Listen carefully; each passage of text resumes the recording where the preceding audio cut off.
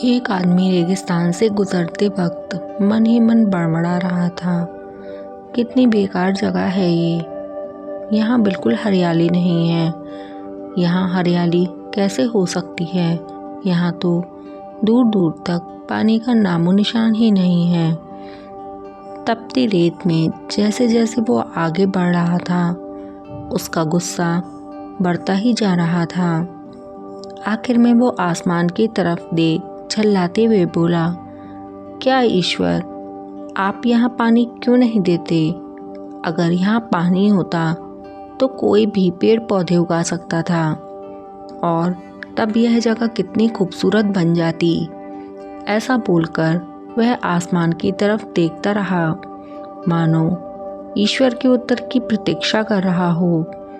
तभी अचानक से चमत्कार हुआ। उसे वहाँ पर एक कुआं नजर आ गया। वह उस इलाके में बरसों से आ जा रहा था, पर आज तक उसे वहाँ कोई कुआं नहीं दिखा था। अब वह आश्चर्य में पड़ गया। दौड़कर कुएं के पास गया। कुआं लबालब पानी से भरा था। उसने एक बार फिर आसमान की तरफ देखा। पानी के लिए धन्यवाद करने की बजाय वह बोला, पानी तो ठीक है, लेकिन इसे निकालने के लिए कोई सामान भी तो होना चाहिए। उसका ऐसा कहना ही था कि उसे कुएं के बगल में रस्सी और बाल्टी दिख गई। एक बार फिर उसे अपनी आंखों पर यकीन नहीं हुआ। वह कुछ घबराहट के साथ आसमान की ओर देखकर बोला, लेकिन मैं ये पानी ढोऊंगा कैसे? तभी उसे महसूस हुआ कि कोई उसे पीछे से छू रहा है। उसने पलटकर देखा तो एक ऊंट उसके पीछे खड़ा था। अब वह आदमी एकदम घबरा जाता है।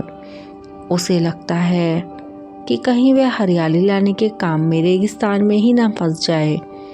और इस बार वो आसमान की तरफ देखे बिना तेज कदमों से आगे बढ़ने लगता है। अभी उसने 2-4 कदम ही बढ़ाए थे कि एक उड़ता हुआ कागज़ का टुकड़ा उसके पास आकर चिपक गया। उस टुकड़े पर लिखा था, मैंने तुम्हें बाल्टी दी, मैंने तुम्हें पानी दिया, बाल्टी दी और रस्सी दी, पानी ढोने का साधन भी दिया। अब तुम्हारे पास मैंने वो हर चीज़ दी जो तुम्हें रेगिस्तान को हरा भरा बनाए रखने के लिए चाहिए। अब सब कुछ तुम्हारे हाथ में है।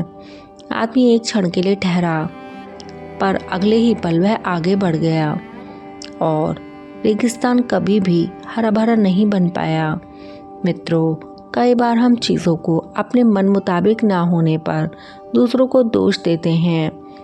हम कभी अपने बुजुर्गों को, कभी भगवान को, कभी किसी और को, पर इस दोषारोपण के चक्कर में हम इस सच्चाई को अनदेखा कर देते हैं कि इंसान होने के नाते हमें वो शक्ति है कि हम अपने सभी सपनों को खुद पूरा कर सकते हैं।